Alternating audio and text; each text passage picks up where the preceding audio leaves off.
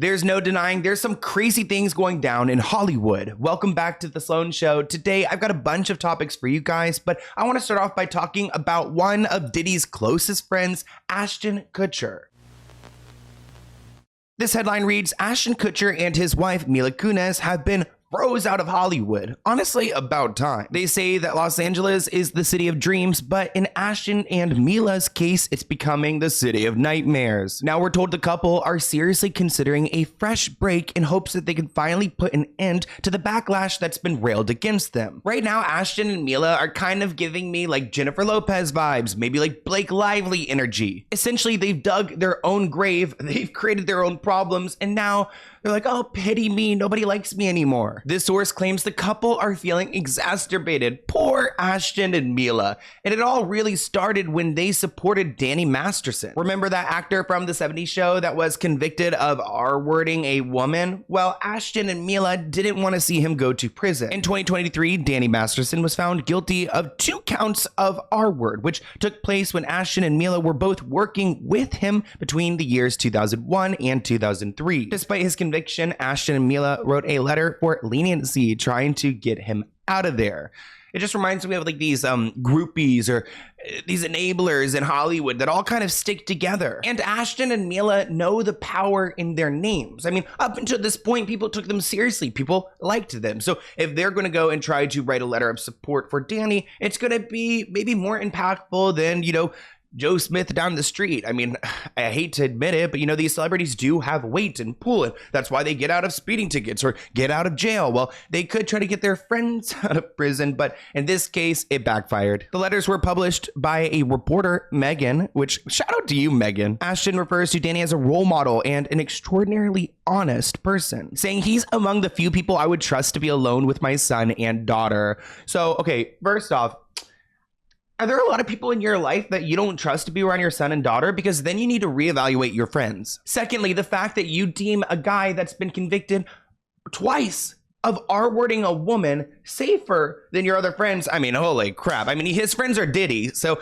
I guess Danny compared to Diddy, Danny's better, but oh God, it just irks me to even say that. Now, to try to counteract some of this backlash, you guys may remember that Ashton and Mila posted an apology video. Yeah, and they tried to do it in this way to make it seem like they're wearing like kind of dirty t-shirts and they're over, you know, by a fence. But in reality, they're in their mansion, their estate, and they tried to find the roughest corner to make it seem like they're like us. It especially doesn't help when Ashton founded a nonprofit that helps against human trafficking when his buddy has been accused of doing this plenty of times. It makes you question these charities and these nonprofits. They say they're helping an issue, but could they actually be enabling it? I mean, I want to take a better look at his charity now. We are aware of the pain that has been caused by the character letters that we wrote on behalf of Danny Masterson. We support victims. We have done this historically through our work and will continue to do so in the future.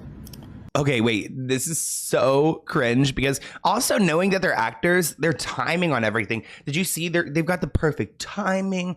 It's just really a show. And again, here's that rough background. If you turn the camera, you probably would see a beach, a gigantic pool, a huge house, but they don't want you guys to see them like this. It's all manipulation. A couple months ago, Danny's family reached out to us and they asked us to write character letters to represent the person that we knew for 25 years.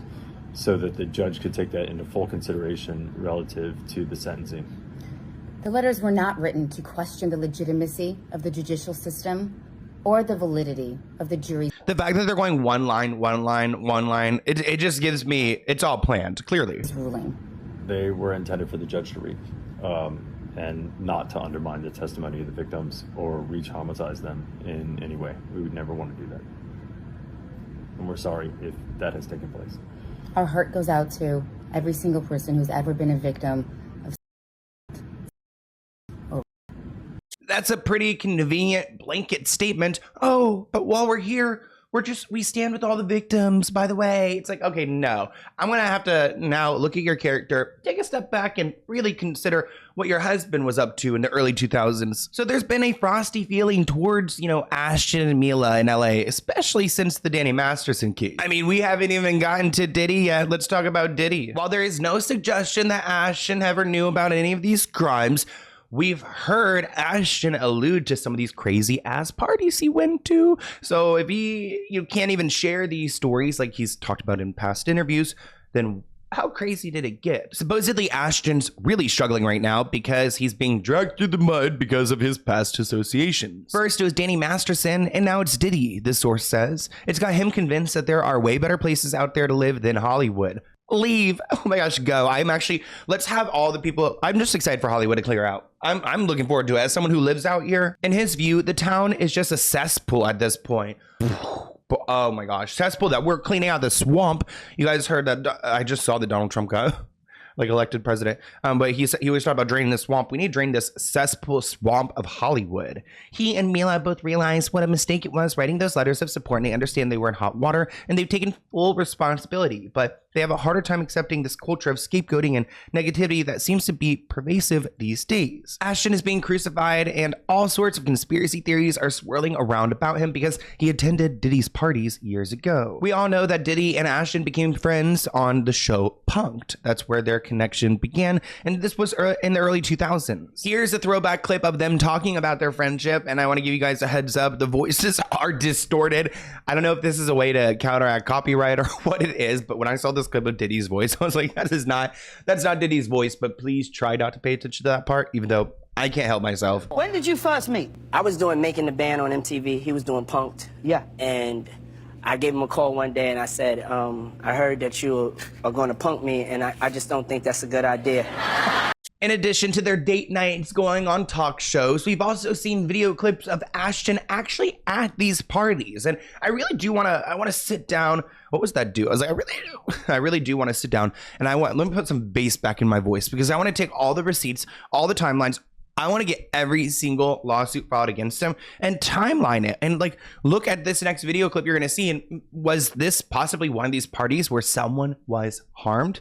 We saw one case where there's Diddy listed, then celebrity A, and then celebrity B, who's a female. I think it's J-Lo. Celebrity A could be a few different people. It could be Usher. It could be Ashton. I mean, I don't know. Do I even want to know? I mean, I would only want to know because I want that person to get in trouble for R-wording a 13-year-old girl. Over the years, Ashton and Diddy have been seen at various events together. Diddy has spoken fondly of Ashton, describing their relationship as more than just an industry friendship. Ashton has also referenced their bond, although with a level of discretion, which it really comes down to the parties and the stories he doesn't want to retell. In an interview from 2019, Ashton was actually speaking about a Diddy party, saying, "There's a lot I can't tell." In the moment, people didn't really read into it, but now knowing what we know about these parties, who celebrity A is. Maybe the A stands for Ashton. He told this story on Hot Ones, so let's go ahead and react to it together. Wow, okay, I've got a lot I can't tell. So, I can't tell that one either. I mean, I'm actually cycling through them. Creepy. There was one moment, so it's not really a party story, but our relationship was really bizarre. So it started over Punk'd, because he was like, yo, don't punk you me. can't punk me. And I was like, I feel like this is actually his PR story. They totally have these PR stories they keep going to when they don't want to speak about what's really happening. I don't know what to tell you. Everybody's on the table. He's like, not me, I'm off the table. And so that started our conversation. We became fast friends, and we used to just hang out, watch football together. Now, I know we've talked about this clip in a past video, but I need to remind you guys of it again because it includes Ashton. We just did a story about how someone was R-worded after the 2000s MTV VMA Awards. I think that was the 13-year-old girl I was just describing with celebrity A and B. Well, this is in 2003. You guys see there at the VMAs, and Diddy invites a 13-year-old Davy Chase, who is that, by the way, to an after party with Ashton Kutcher and Danny Masterson. Okay, Davy Chase, I just wanted to look this up. She's actually an actress known for her work in the early 2000s, actually the voice of Lilo in Lilo and Stitch. Wow, she did a lot. What's she up to nowadays? Oh my gosh, it looks like she's faced more personal and legal troubles, including reports of arrest for minor charges. Oh, wow. So it looks like she's not been in the industry for a while. If you guys want a video about this girl and like her career, I'm actually interested. So let's do it. Let's react to this clip together. In this clip, there's a little bit of audio in the beginning, I think just to cover up some copyright things, but you will hear her speak. So just hang in there with me. Hey, oh my gosh, this still rocks. Wait, this is so sad to think that this girl's so little, 13 years old. So think about this, 3 years prior, Diddy had done this to a 13. Holy crap. Like he like helped her get onto the little stool so that she could reach the microphone. What type of monster is he? So good, you're doing so good. I just want to say, everyone will suffer. Do you remember where it is?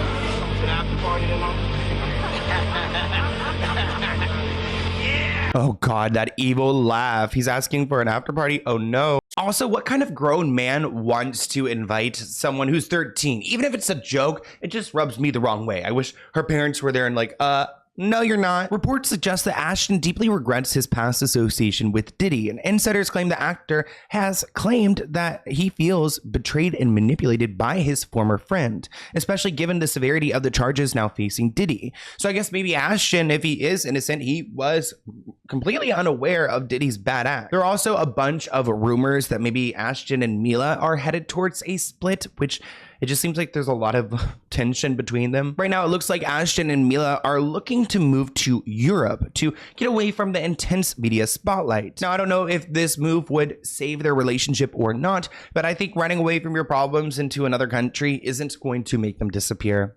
Just what I've seen over time. It doesn't go away. Right now, Ashton is saying that these breakup rumors are completely false, but I think at this point, he's just trying to keep all the news about him in a positive light. Since we've been talking about Diddy, I want to show you guys an interesting article I found on him. This headline reads, Diddy's freak off NDA revealed. You can't talk crap about anyone in my world. Diddy is totally the biggest yes man. He's the type that would act like he's not, but you can't say no to him. You can't talk crap about people in his world. I hate when people think they're above anything else. Like, no, I'll talk about you all day. I'll sit here in my room to my 1 million subscribers talking crap about you all I want, and you can sit there behind bars. That's what you'll do. Diddy's parties for the rich and famous have been shrouded in mystery, but now TMZ can show why, because they've obtained a standard NDA that Diddy had his attendees sign. The NDA prevents signees from sharing information related to Diddy, his family members, current or former partners, spouses, friends, or business associates, so really anyone. Here's what we're working with. It looks like they ask for your name, date, and email, and there's a bunch of text, which, why would they print this text like gray? I hate when like contracts do that. Like they just don't want me to really read it, huh? Like, how are you gonna print the text gray? Print it black. The NDA tells people not to photograph, film, or record, or have anyone else do it. The contract lists out social media sites where attendees cannot post photos from their events. They cannot give interviews, write books, or do anything. So really, this is how he did protect himself for so long. It's worth noting the NDA lasts for the life of the artist plus 20 years after their death. So I guess a total of 70 years, which is crazy. So not only can you not speak about Diddy now, but even 19 years after he died. Have you guys ever signed an NDA before? Comment below. I'm trying to think if I have. No, actually, I was sent an NDA from a skincare company that I tried to do a collab with, and I didn't want to deal with them because they're sketchy. And did I ever sign another NDA? No. I think I might have an NDA, but I've never had anyone sign it. Like, it's just, to me, it's like, if you don't need an NDA if you've got nothing to hide. I feel like in my case, like the only time I'd ever need an NDA is when I'm doing like business things, which that makes sense. It's not about partying and posting on social media. But while we're talking about partying, let's just kind of switch gears and talk about Chrisean Rock. If you guys don't know who she is a mess, but it's hard to look away. She has a baby with Blueface, who I believe is in prison right now. Looks like Chrisean Rock accuses her older sister of touching her when she was 7 years old. Let's make sure we censor that word because there are certain things we cannot talk about on YouTube. Now in this clip, Chrisean is going after her sister Tesehki, which I know you guys are gonna eat me up in the comments for how I said that. It's Tesehki, Tesehki. And essentially she's calling out her older sister for doing really disturbing things to her. Her sister is completely caught off guard, saying that she never had done anything like this, saying that she will sue her sister over this. It's really hard to watch because, like, you know, children being harmed and then them in the home together, them being siblings. It's just a lot of personal things that I did not expect to see on Zeus. You guys will see that Krishan is the one with the baby in her arms, and her sister is the one who is getting very upset for good reason. I mean, if she did not do that, that's a crazy accusation. I hope that Krishan is not doing this for good TV. I remember when I was 7. You made me eat your. You said what? I'm done talking. Bitch, you're going to jail. Defamation of character. Oh, hell no. Ooh, something on Zeus. Like, I do appreciate Zeus because they push the boundaries, but sometimes that stuff is way too real. If it's real to begin with. But a lot of people are upset on Twitter because they feel like this is exploiting not only women, which Zeus is used to doing, but exploiting some really traumatic things in Krishan's childhood. And if not, setting up her sister to be looked at as a monster. I mean, these sisters need therapy, not camera. She's talking about, oh, that didn't happen when you were 7. Why did I live with you? Why did you live with me? Because, I don't know. When I told you I didn't want to play house no more, you stopped playing it with me. And oh, this is so... I realized, like, that was not an appropriate game for kids to play because there's no such thing as house. I protected her name as long as I could. I'm not doing. Oh God, I wonder why she is deciding to bring this out now. I don't know if this is Krishan's first baby. I know sometimes, like, when you have your own child, some of your childhood trauma can come about, but I swear her baby has been a baby forever. Maybe this was filmed a long time ago, but she's got the tiniest little boy. Now, people who have followed Krishan for a long time have noted this isn't the first time she's brought up these accusations. So a lot of people believe her, saying that she's brought it up before, and what happened between them happens often, and it's sad, it's disturbing, and it needs to be talked about more often. Her sister is 5 years older than she is, so she was just a kid when this went down, and it gets very complicated when it's a kid-on-kid kind of crime. This person commented that whole Krishan and Taziki family stuff should not be exploited on this network. It's disgusting, and Natalie knows what she's doing. They need a therapist, not Zeus.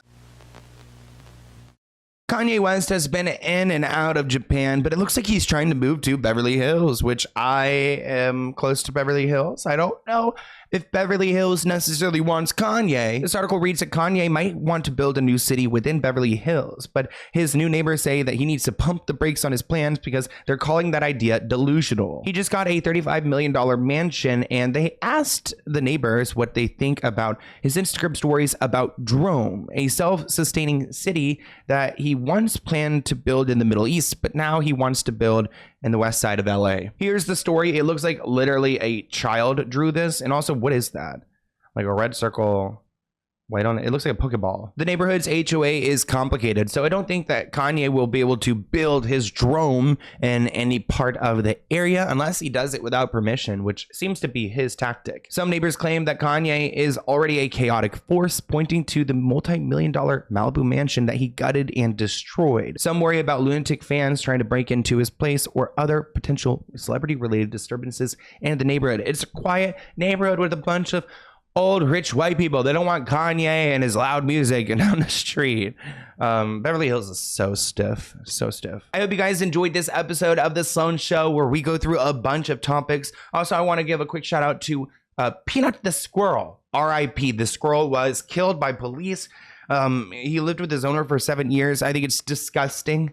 And I'm not someone who, like, I don't know. I'm not a political person when it comes to police, but why the hell are we sending agencies to a home to go and get a possum and a squirrel that's lived there for 7 years peacefully and that, like, does not want to live outside? The squirrel is happy inside, has 1 million followers on TikTok. We'll put up a picture of the squirrel up here, but you know, I've always been a fan of the squirrels, and I think it's nuts that he was attacked this way. But let's go ahead and open this Spiel box package item. It's from Brooke Irk in Vegas. Cute. And I love the packaging. It's pink and there's a little sticker on it. It looks like a Barbie sticker. Ooh!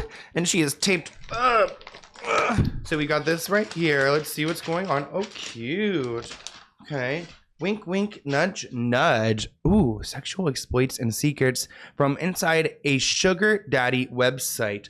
Interesting. Letter. Hi, Sloan. Just want to personally thank you for having the courage to report on Underworld Enterprise. Wait, report on Underworld Enterprise. You're probably, that's probably like a clever way of saying Hollywood. I want to gift you a copy of my new book that's close related to some of your content.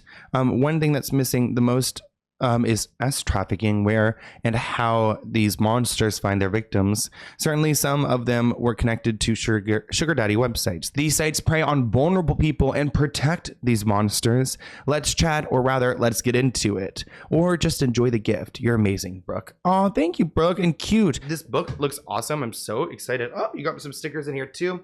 To Sloan, I love your work. I hope you love mine too. Oh wow, and it's really cool how this is like stamped and everything. Thank you so much. I'm gonna read this on my plane home. I love that. The Baller, chapter 3. Okay, I cannot speak. I need another coffee because I'm gonna film more today. But I hope you guys enjoyed the Sloan Show, and I'll see you in a new one soon. Bye, guys.